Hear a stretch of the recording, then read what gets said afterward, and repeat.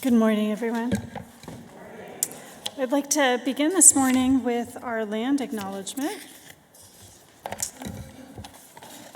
We acknowledge the land and the peoples who belong to this land, the Muwekma Ohlone peoples. Our church, institutions, homes are occupying their lands, ancestral and current. We acknowledge that the lands were stolen from the Ohlone peoples who have an ancestral relationship with this land, the plants, the animals, the water, for millennia, continuous to the present day. Ohlone people are still here. We also recognize that the Ohlone ancestors in spirit and of the land are present. In solidarity with all Indigenous people and their right to self-determination and justice, we commit to working toward accountability of the theft, dispossession, and resulting trauma Native peoples continue to face. We commit to being active partners toward the healing of this intergenerational trauma which persists to this day. Amen, and so may we live. So I am Nicole Fitzhugh. I am a member of your Board of Trustees. I have been a member of this church since about 2010 and have gotten at least one of my children all the way through coming of age and hope to continue on further with all of you as community. We're very glad that you are with us this morning. We at First Unitarian Church of Oakland are an intentionally striving, multi-generational, multiracial, multicultural, inclusive, and anti-oppressive religious community. You are welcome here. For those of you who are just getting to know our church, immediately after service, there will be a 10-minute newcomer welcome hosted by Emily Stoper. There's Emily right there. Meet Emily in front of the pulpit at the end of service for a short orientation to First Unitarian. We also invite newcomers to fill out the guest connection card. Find one in a seat back in front of you if you're here in person, or in the Zoom chat if you're attending online. The guest connection card enables us to support you in exploring what is available in our community and in finding ways you would like to participate. Welcome, everyone. I do have a few other reminders for the good of the order, as they say. The nominating committee is seeking candidates for the Board of Trustees. Yes, we are. You must be a member of the congregation to serve. The board is most in need of people who can serve 3-year terms. We're looking for people of any age, any race, any gender identity, any social class. Please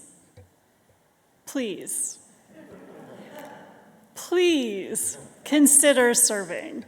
This is the beginning of my first term on the board, and already I have found it enriching and rewarding and challenging in ways that I never expected, and in some ways I did expect, and it is immensely fulfilling, and the more of us who are serving, the less there is for each of us to do. So, join us, and the workload is not that big.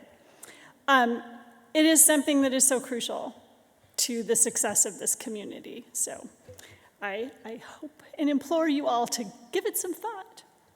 If you are also a member of the community who thinks, this person sitting next to me just might be the one person who could really do something for the board, you could put their name forward to the nominating committee.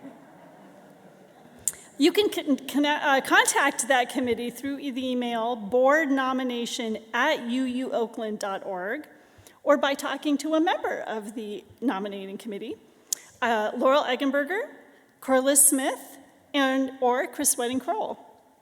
And if they're present, give us a wave or stand up. There's Corliss and there's Laurel over there. Let's talk about music at UU Oakland.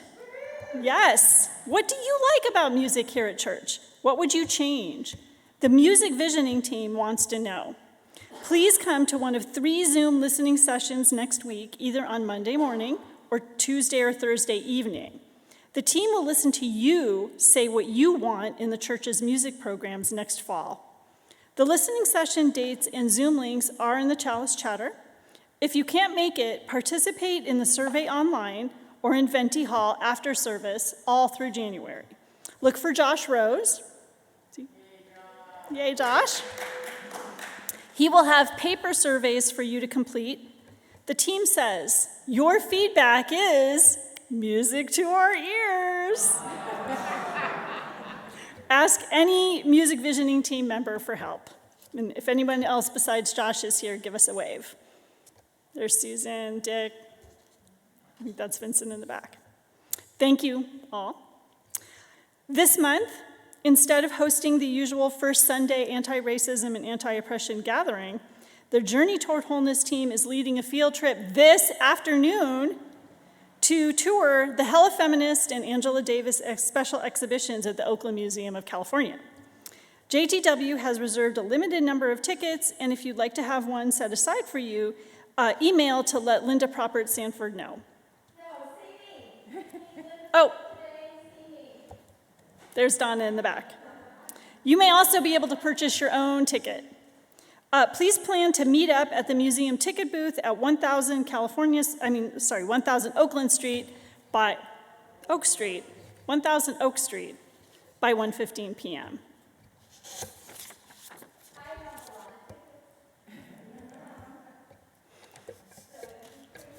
Yes. Thank you, everyone.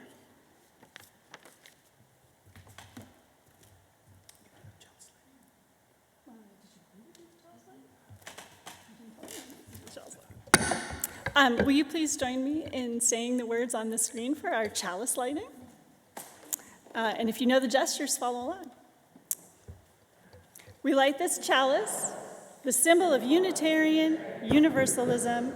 May it remind us of the divine spark in all of creation, the power of love to heal what is broken, and to be grateful for life's blessings each day.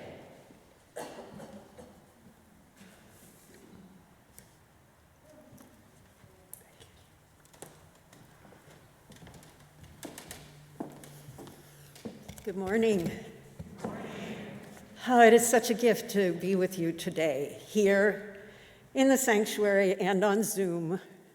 I'm very grateful for the opportunity to be with you. And it's very special because this congregation ordained me a little more than 11 years ago to the UU ministry, and now I get to be your affiliated community minister. And I bring these words to you from Pastor Ninán. This is the season in which we welcome back the light. Our days slowly become longer and the winds blow cold. 2022 recedes behind us. Our minds and hearts are drawn to those we knew who were perhaps dear, very dear to us, whose lives touched ours, and who no longer accompany us on this earthly journey. To these persons, we now turn the holy light of our attention, and let us say in one voice together, "Come, let us worship together."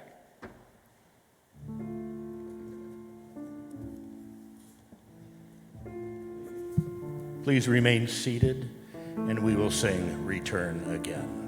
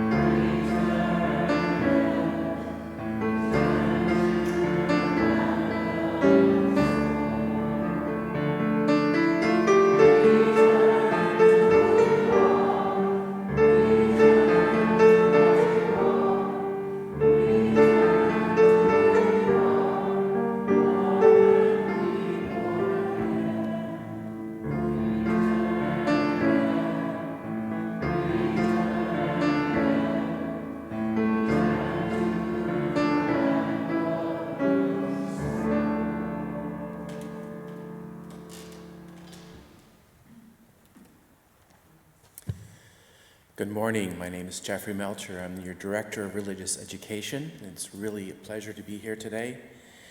And in a moment, we're going to turn to greet one another. But I want to first just offer an interesting greeting to all of the people, from the sound to the musicians to the greeters, everybody who has this part. And no one group knows what everything's doing. It's a miracle that it comes together. It's a miracle that we're alive. It's this amazing, beautiful magic that ends up coming together. And given that, I'm going to ring the bell and ask you to spend a minute just greeting the people around you, reaching out, bumping fists, and after a moment, I will ring the bell again and you will take your seats. Welcome.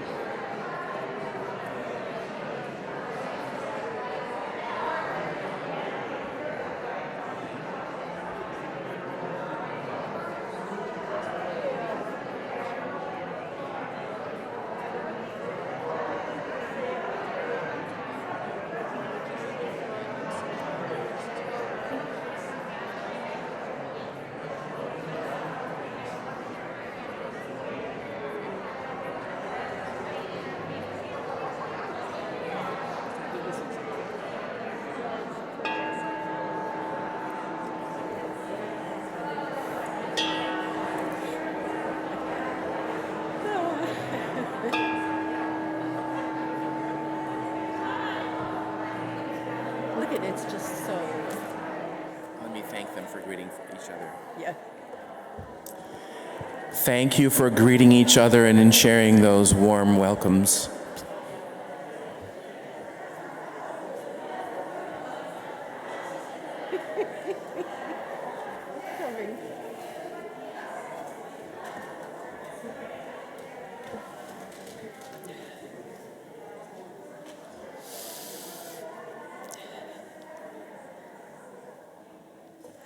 It seems like we have many overdue greetings to share. So thank you for greeting again in the sanctuary and on Zoom. So the reading we are about to do responsively came into our Singing the Living Tradition hymnal from the 1978 High Holy Days prayer book of the Jewish Reform movement. Many of us have said this many times. It's "We Need One Another" by George E. Odell. We will read responsively, and I will begin. We need one another when we mourn and would be comforted.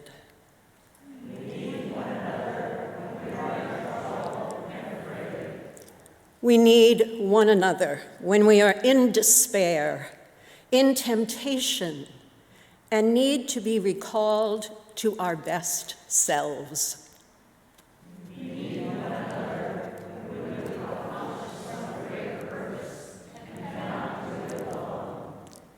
We need one another in the hour of success, when we look for someone to share our triumphs.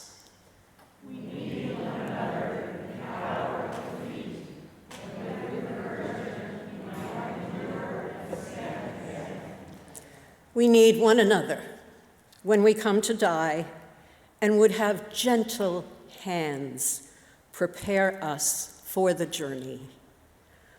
All our lives we are in need, and others are in need of us. Blessed be.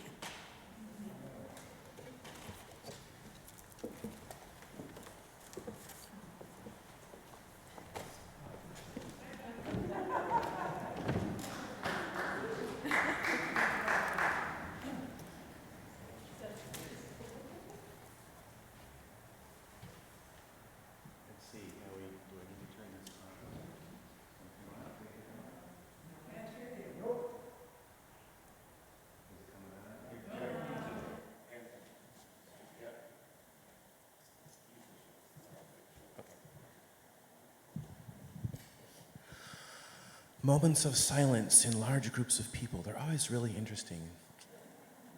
Just wondering how people, what their brains are doing, what their bodies are doing. Just waiting for that next moment. And that is the magic that can happen here on Sunday morning. So, this is a time for all ages, and anybody who likes soccer or doesn't like soccer but wants to come up, or just stay where you're seated. There's this wonderful book about Pele, and he also passed this year. And just a few words. And I would love to share this book if anybody wants to read it. It's about a kind of like a between 4th and 6th grade reader, but the information is really good. And has anybody here ever played soccer? Kicked a ball around? That's a pretty good number. Yeah, pretty good. You know, 40, 50 years ago, people in the United States hadn't really played soccer. Everywhere else in the world, but not here. And Pele brought soccer to the United States and to the world and lifted it to a new level because of his passion that started as a child, as a young child.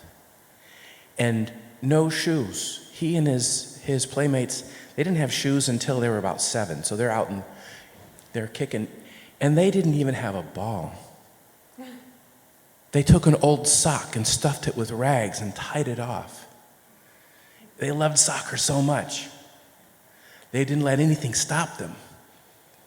And they had a league, and they didn't have shirts or shoes, and their parents chipped in, did extra work to buy them some cleats so they could play in a league, and then they won. And Pele's story just keeps going on, and the struggles that he had to overcome, but he let his passion pull him forward, and always sharing the money that he had, that he earned, back with his family. He was not alone. People supported him, he supported others. So there's some beautiful elements of his personal story. And I just think that as I don't know that he was a Unitarian Universalist, as a Brazilian, but the values that he lived are many of our values. So, with that, I'm going to end this story. I'll hand this book off. We're going to sing the children out. Those who want to go up. There's Matt there, and Charlotte are going to be going upstairs with you. Pastor Ninán's dog Pico is up there to greet you, and a little surprise that I found on the sidewalk. It's living, so you can play with. And some other things that they have in store for you. So there's a new song we're going to sing them out to the tune of Frère Jacques, and we're going to see how this works. Give me a no. See you later, see you later. Come back soon, come back soon. Second with our love. Please learn lots and have fun. See you soon.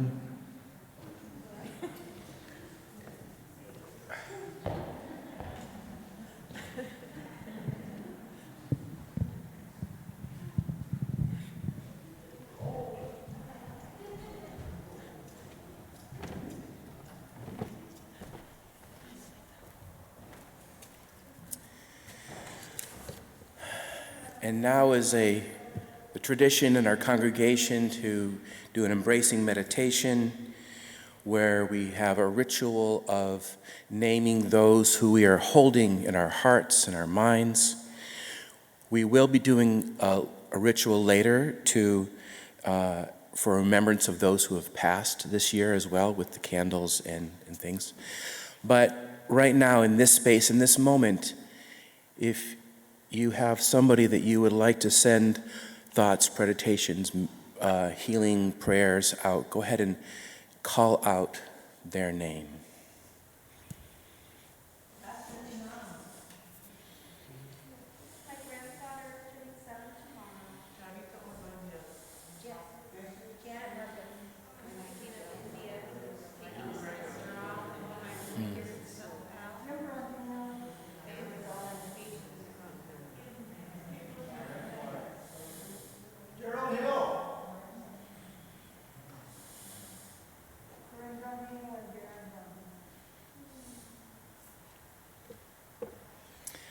For all of these names and those still held in the silent sanctuary of our hearts, may it be so. Let us all say together, we hold them in our care.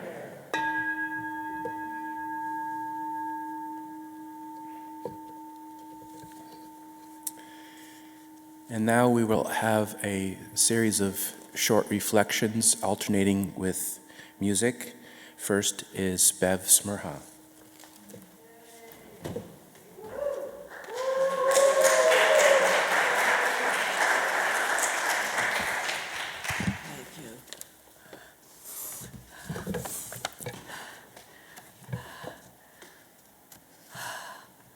I joined UU Oakland 40 years ago, shortly before Rob came to our church.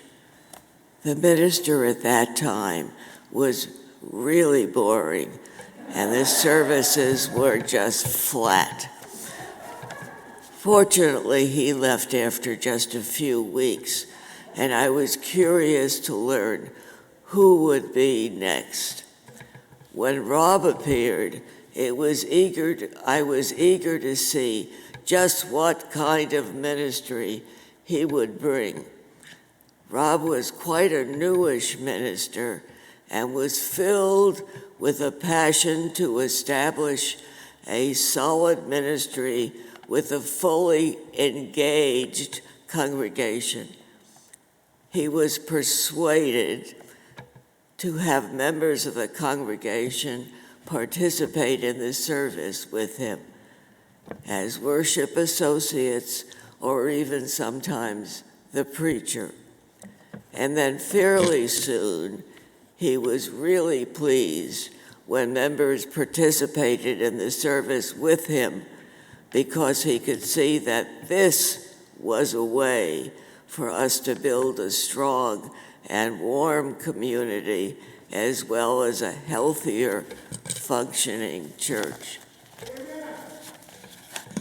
Sunday mornings were something to really look forward to because the church community began to act as a team of good friends who really enjoyed each other's participation.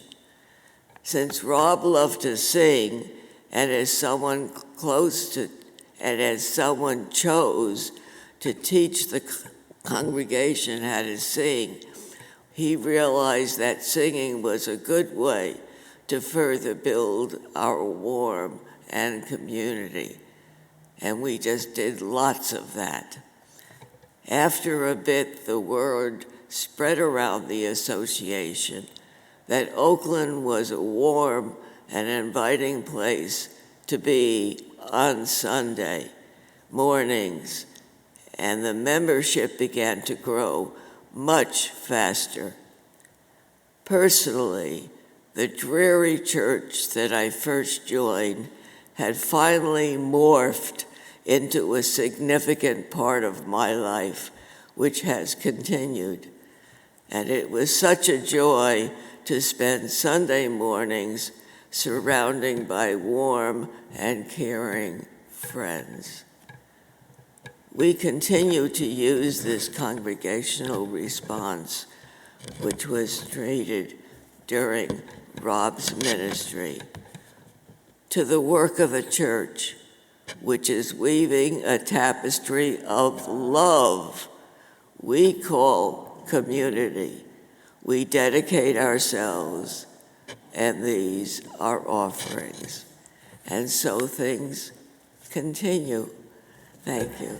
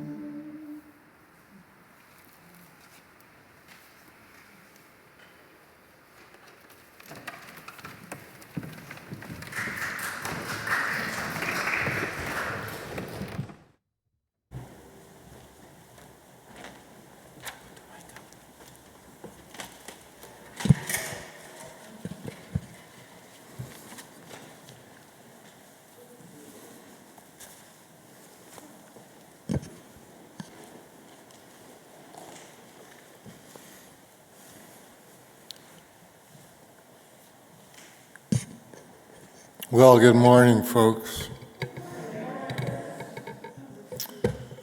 I joined this church in the mid-1990s after attending regularly for a couple of years before that.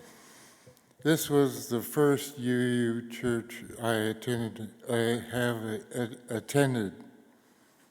Back then, I worked just a few blocks from here. So I had noticed this building before I started coming. But beyond just knowing where to find it, I remember seeing a brief notice in the newspaper then that said that a local UU minister was holding impromptu memorial services for some of Oakland's numerous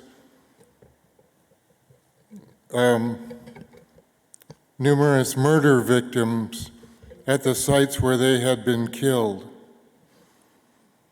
That felt meaningful, and it helped prompt me to start showing up for services. As it turned out, the church had a lot to offer. It was growing, and once I showed up and got engaged with it, I found myself reaping the benefits of a very active men's fellowship group, for which it seems fair to give Rob significant credit. He was one of the church's main attractions. I remember seeing 2 or 3 people regularly taking notes on his sermons on Sunday mornings, not just listening, but fully engaged in learning something they could use. Some months after I started attending services, well before I joined the church, I joined the worship committee as its scribe or note taker. That committee met monthly, and I stayed on it for 6 or 7 years in different capacities. Both of the ministers, Rob and Jan, attended most of the meetings, as did a group of experienced amateur lay worship leaders. The worship associate program that Rob and Bev and others had initiated was well established by then, and the committee held annual application and selection efforts to help set the worship team for the church year and for the summer services. They also reviewed recent services in a respectful and loving manner. Being new to all of this, I could understand some of the discussion, but it took a while to get used to the vocabulary and the concepts and goals behind well-constructed UU worship services. Mostly, these discussions were enjoyable and engaging, and it was fascinating to listen to these people discuss the finer points of recent worship services. Rob and Jan wanted informed feedback, and they got it in that context. But on a few occasions, the conversation turned unpleasant and uncomfortable. Those occasions included times when Rob turned rather harshly critical of Jan about something she had said or done. I do not recall specific examples of this now, more than 20 years later, but I do remember the others in attendance being shocked into silence and simply waiting for Rob to finish. On some such occasions, Jan was quiet and unresponsive, but for those of you who remember her, she was often irrepressible, and she would sometimes speak up strongly on her own behalf. I was surprised that they didn't seem to have an agreed protocol between them that would have kept this from happening in the midst of a meeting. But I still had lots to learn about the sometimes tumultuous relationship that they had. In the months that followed, while they were still our ministers, they left Oakland in the summer of 2001. I don't know if Rob ever apologized to Jan, though of course they would have had private conversations about these matters. Nor do I know whether this was discussed in the Committee on Ministry, which is most likely where fairness amongst co-ministers would have been discussed. But until about 18 months ago, I didn't hear Rob account for that behavior. But then, when they were nearing retirement and our church was celebrating its own centennial, I think it did happen. On one of the Zoom calls I attended for those events, I did hear Rob acknowledge that he had acted improperly without being specific. In respect to sharing the ministry with Jan, he had acted improperly out of a sense of insecurity and jealousy over giving up part of what had been his alone when he was the church's sole minister. So yes, he had learned a bit of humility. I hope that I can learn from this example too. I want to thank Lucia Savage for helping me remember how some of this went.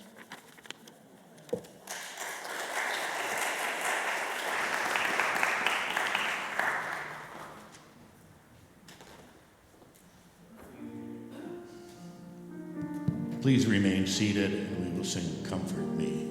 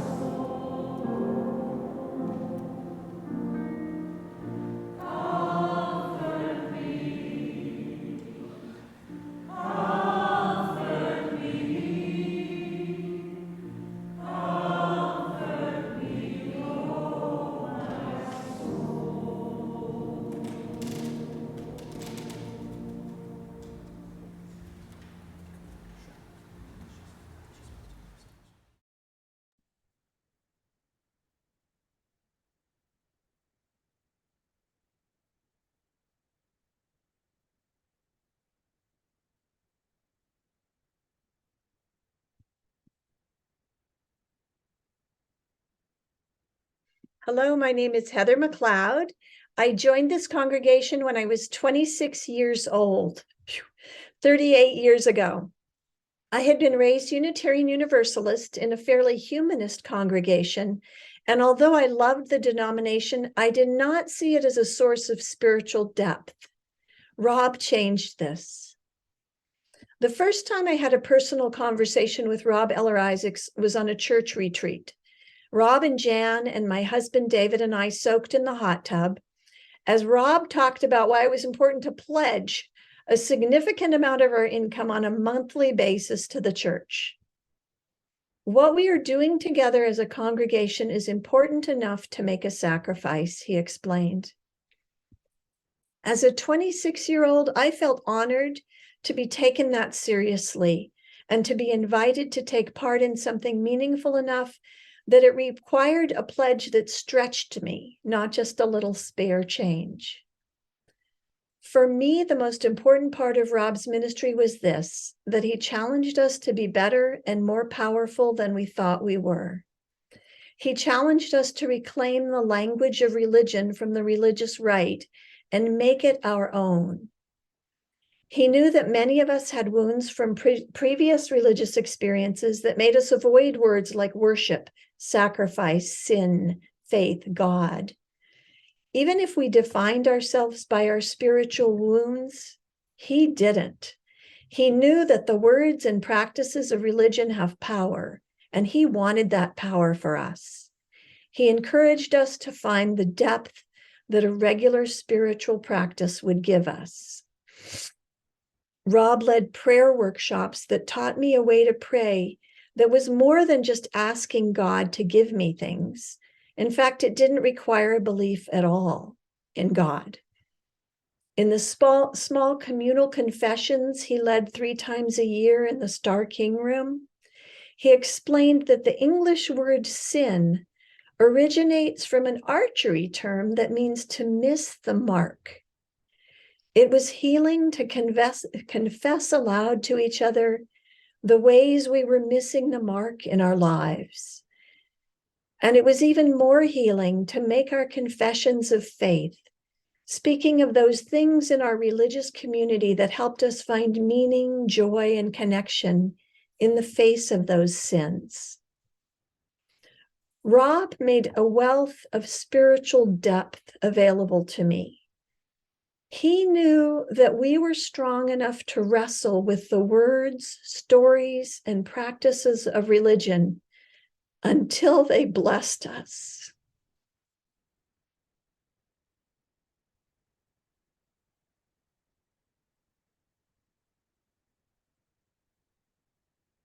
The late night papers, the 3 a.m. things I wrote to Rob to better understand the issues, you know? After the service, you might want to talk to Brian because he knows Rob from way back.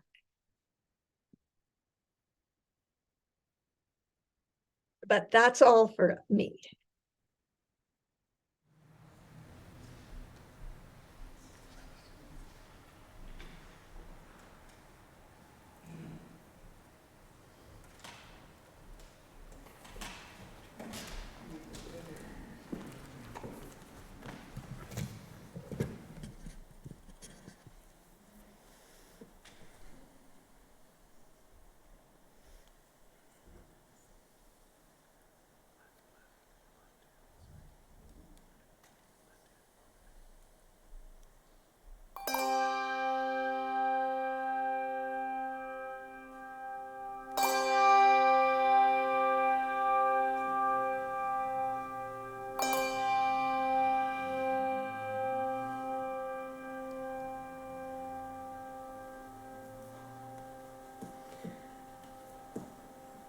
So we come to our annual practice of remembering those whose lives have touched our lives and who left their human life in 2022. We will be honoring public figures and our family and friends. And I do want to begin for those who perhaps never knew the Reverend Robert Eller Isaacs, that he served this congregation until the year 2000 with his co-minister and wife, Jan Eller Isaacs. He was born in November 1951, and he died July 23rd, 2022. I also want to express deep gratitude for our handbell quartet. Vincent Rains, Janet McFarland, Susan Kiter, and Sarah Watts.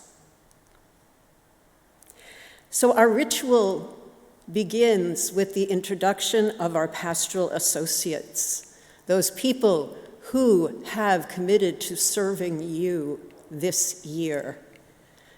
A couple are here in person, and Jeff will explain their role and introduce the others. After that, we will have acknowledgement of public figures, and then a time of open mic. We're all invited in person and on Zoom to name those who have been important to you and to light a candle in memory.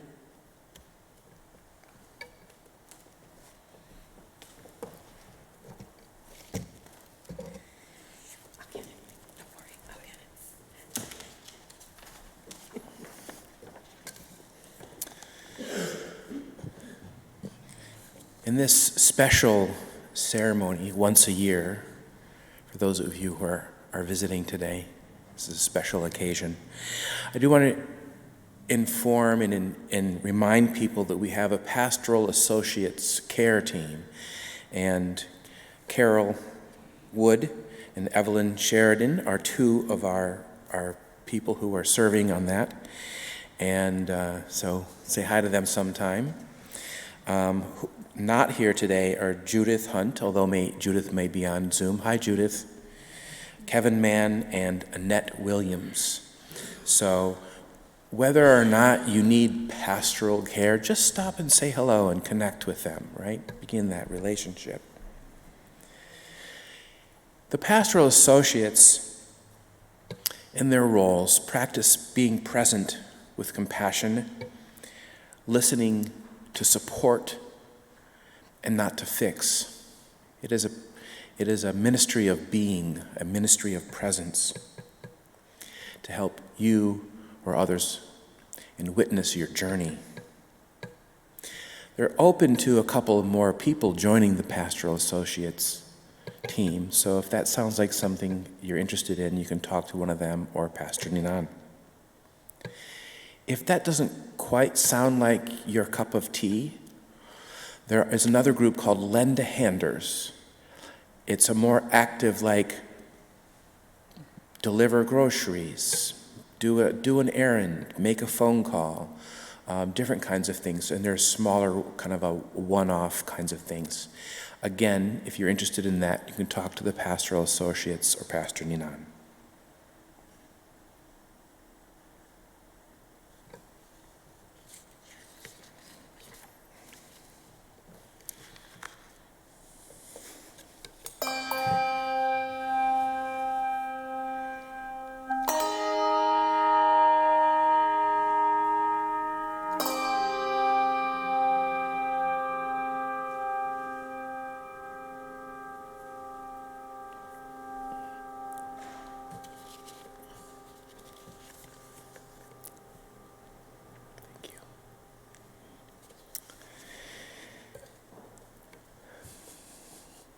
There was a blessing that I was supposed to bring a copy of, which I didn't bring with me, so I'll have to bring it back next week.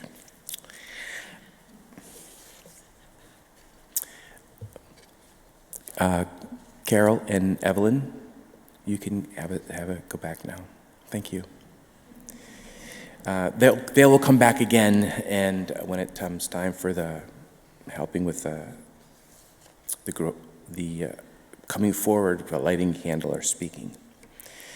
So, in the tradition of this congregation, public figures are recognized, and we're about to see a few public figures that we recognize, people whose names were put forward by members of this congregation to lift them up, and that these people have meaning to those congregants or having lived out exemplary lives in their public.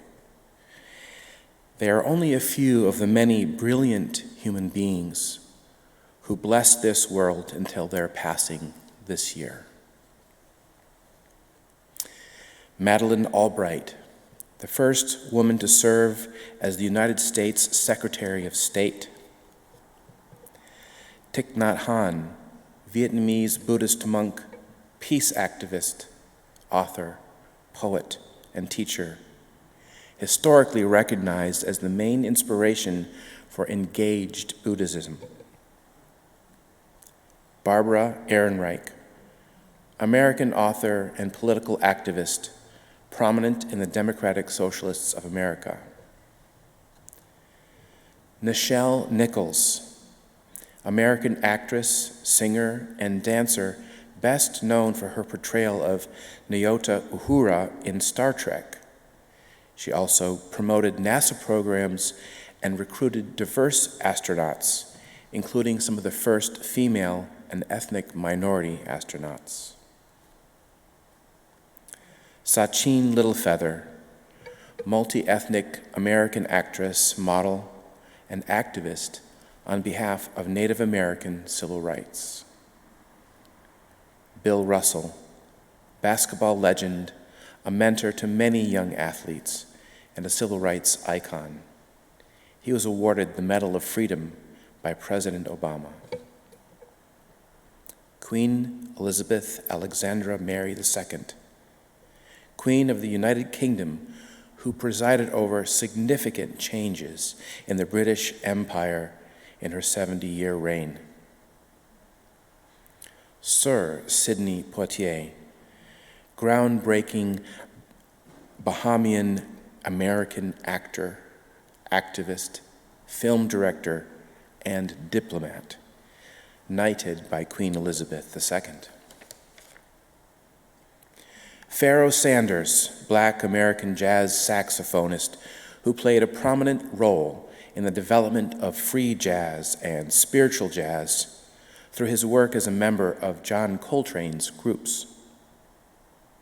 Loretta Lynn, a white Cherokee American country music singer. Her music is especially appreciated for its down-to-earth, liberal values, including the uplift of women. Mikhail Gorbachev, the last leader of the Soviet Union. He made a series of economic, market, and political reforms, leading to the dismantling of the Berlin Wall. Charles McGee, one of the first African-American aviators in the United States military, and the last surviving Tuskegee Airman. Clyde Bellecourt, co-founder of the American Indian Movement, also known as AIM.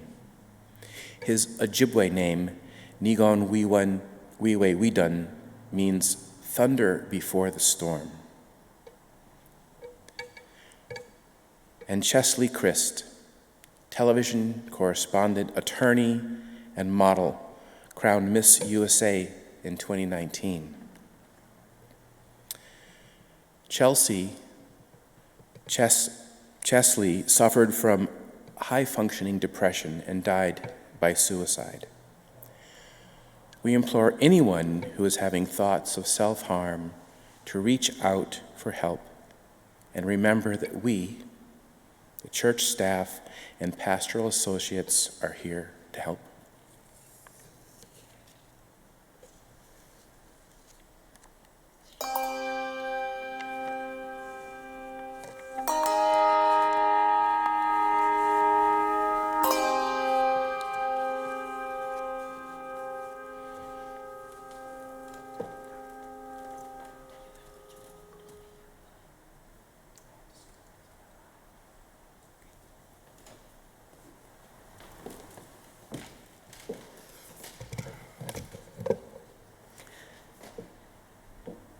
So now we will transition to a time of full participation on Zoom and in our sanctuary.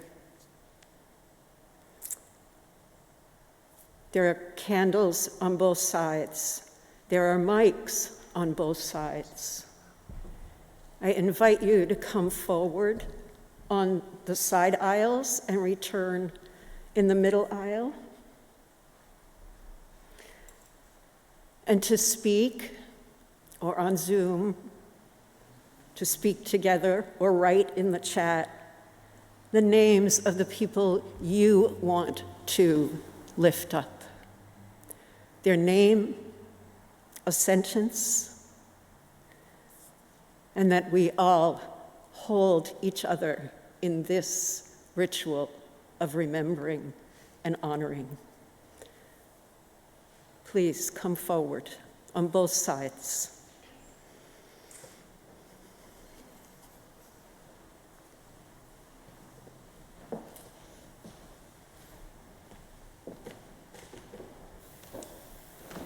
Francis Carty. Marjorie McSpadden Ellsworth. Shirley Aletha Rourke Crow and Frank Marcus. Charmaine Booker, India's birth father's aunt, who was a spiritual jazz singer. Geraldo Hill, in so many moments across so many years.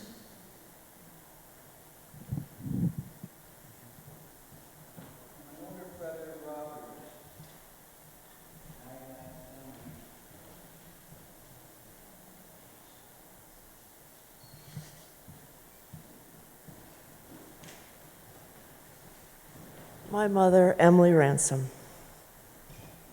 Roland White.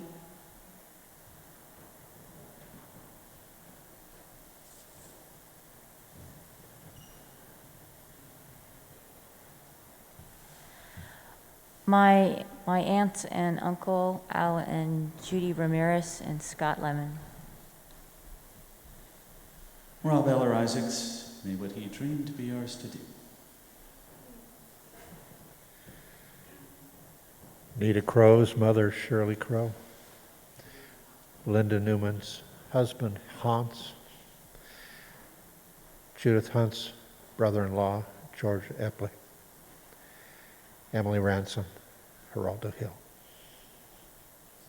I do want to remember Geraldo Hill and sitting in the back of this sanctuary for so many services, extolling appreciation and the prayer for the politicians of our country. Geraldo Hill. My uncles, Tony and John Pelzer. Our beloved neighbor, Sonia King. My father, John Leslie, who died at 104, and my brother-in-law, Walter Johnson. My mother, Jean Lamont, my grandmother, Alice Walensky, my uncle, Ken Burak, and my sister-in-law, Via, and her baby.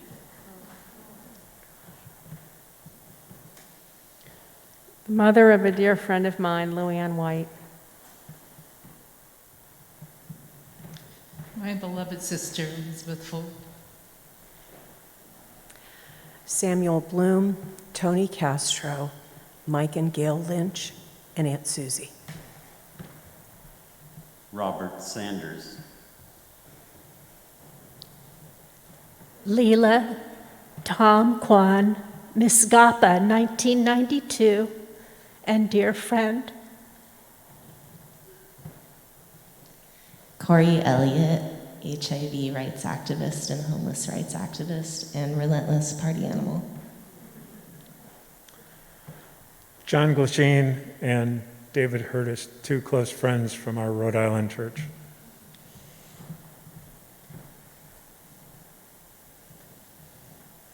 Edna Bussey, the mother of a close friend of Linda and mine, and Aaron Materium, a member of this church, and a good friend.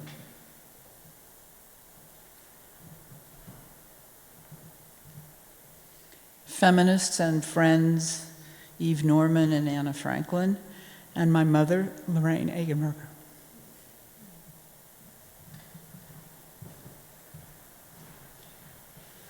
My lifelong friend, Tracy Stevens.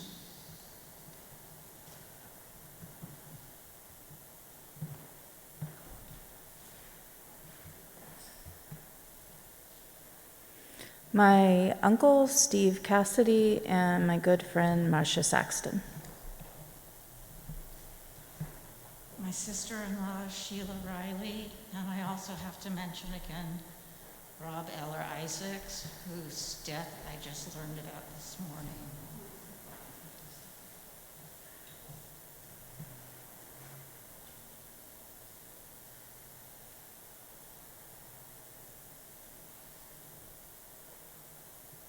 Mary Siegfried, social worker, artist, and political activist.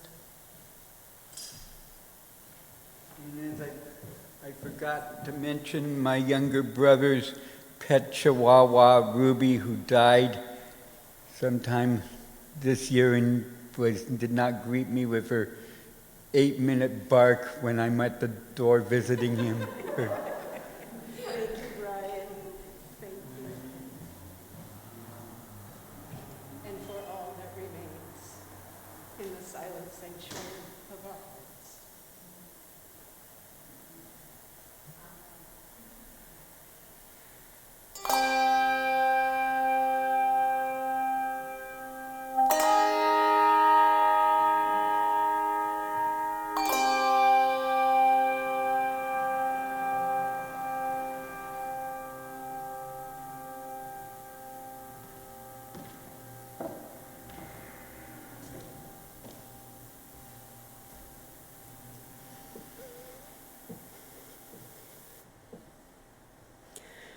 Let's just breathe together.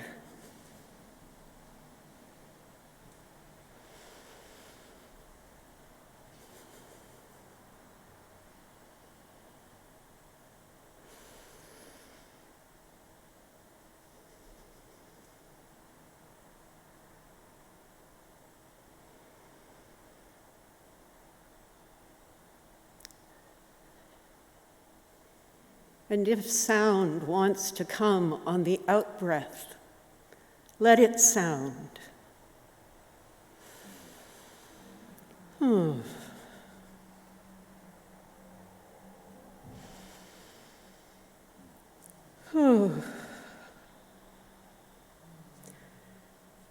If you're comfortable,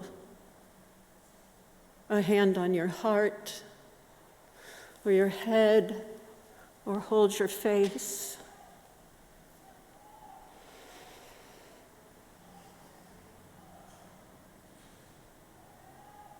If you want, move closer to someone or wrap your arms around yourself.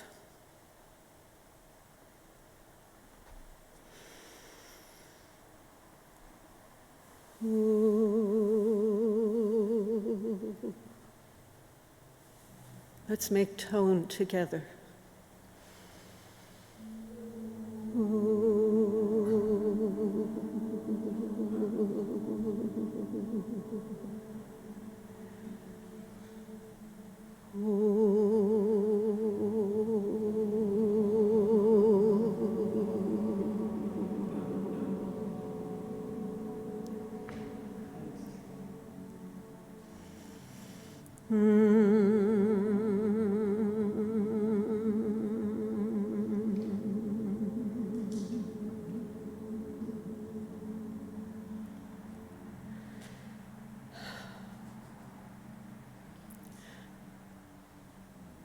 This living with death is complicated.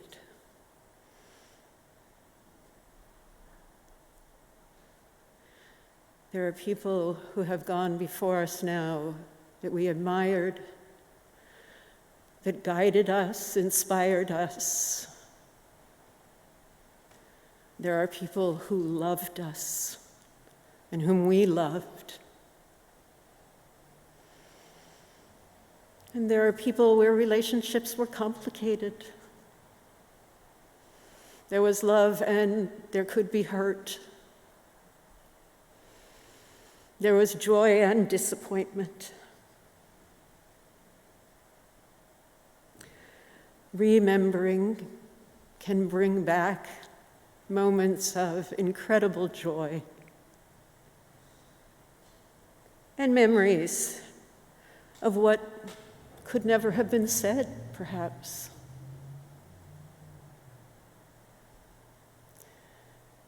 The invitation is to live with how it is now.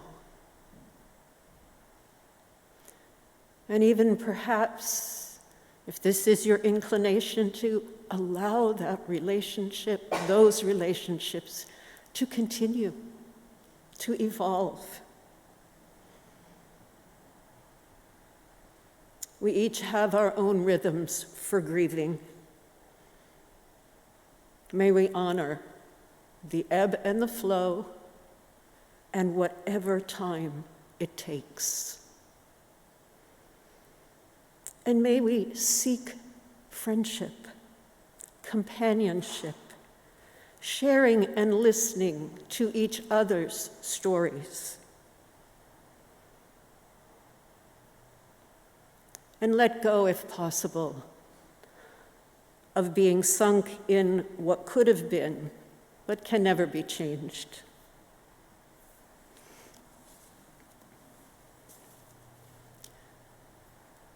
I hope my speaking was clear enough. I only just now remembered I had my mask on. I want to share with you a piece of a poem by John O'Donoghue, a Roman Catholic priest born in the west of Ireland who left this earthly plane in 2008. And there's one word I want to explain. It's cura. And it's a type of Irish boat that is lined with canvas to keep out the water. From John O'Donoghue. When the canvas frays in the cura of thought, and a stain of ocean blackens beneath you, may there come across the waters a path of yellow moonlight to bring you safely home. May the nourishment of the earth be yours. May the clarity of light be yours. May the fluency of the ocean be yours. May the protection of the ancestors be yours. And so may a slow wind work these words of love around you, an invisible cloak to mind your life. Mind your life. Embrace your life now.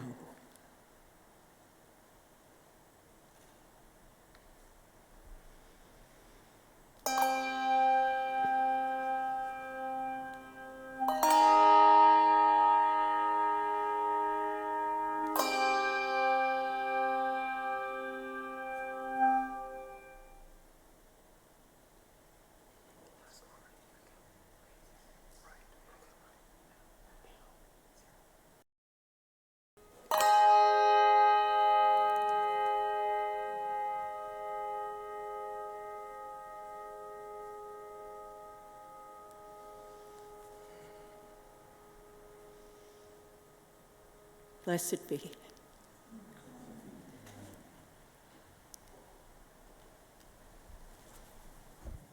And let us sing together.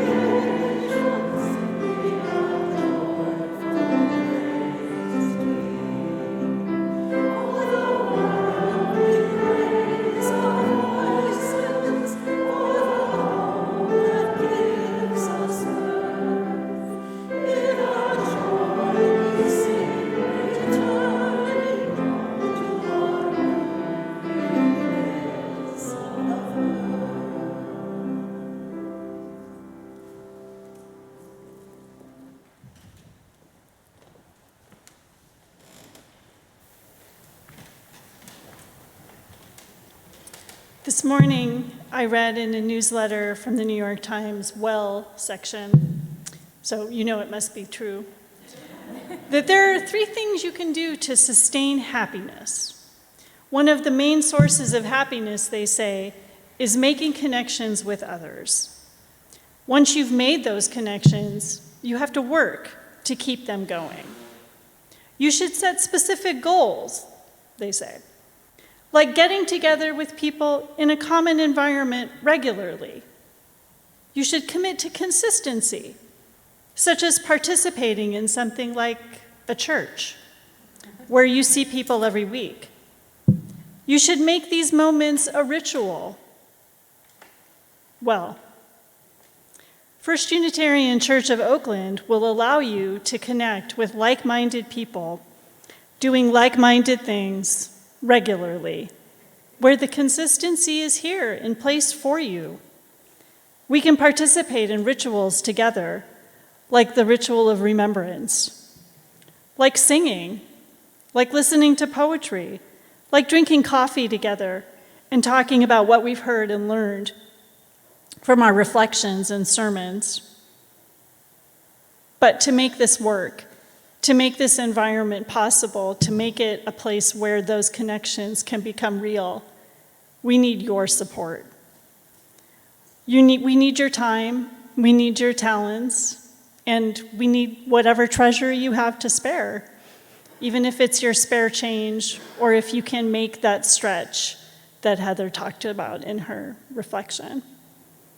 We can help each other find happiness with that time, talent, and treasure. The ushers will come forward with baskets. If you're on Zoom, there should be a link, I think, in the chat that shows ways you can give electronically. Is there a slide for that, maybe, that has the links? And there may be also the card in the seat pocket in front of you.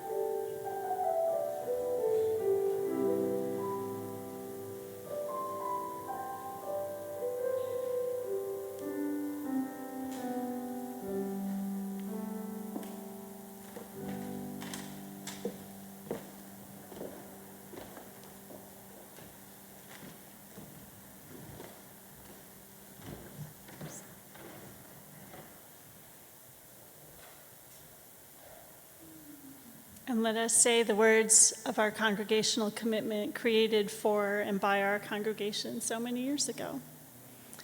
To the work of the church, which is weaving a tapestry of love we call community, we dedicate ourselves, and these are offerings.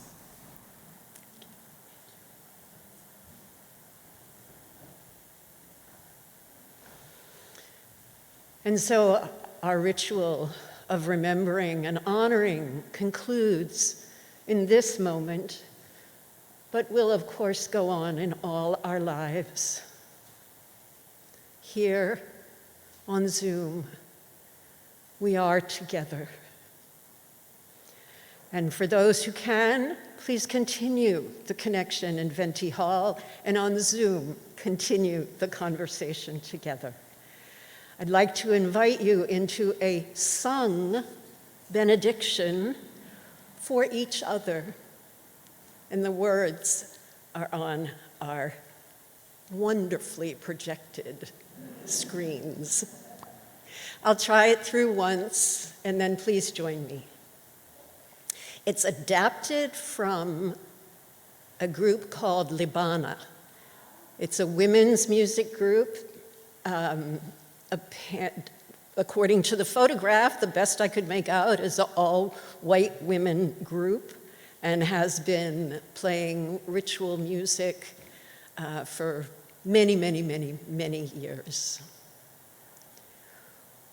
We will be gentle with ourselves. We will love ourselves. We are the children of the universe, being born each moment. I invite you to join. We will be gentle with ourselves. We will love ourselves.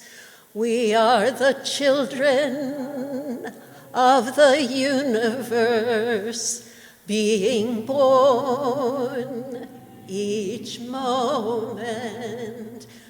We will be gentle with ourselves. We will love ourselves.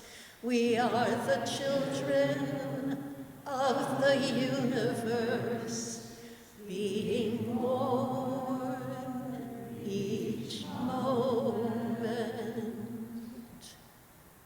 Blessed be. Welcome to 2023. Amen.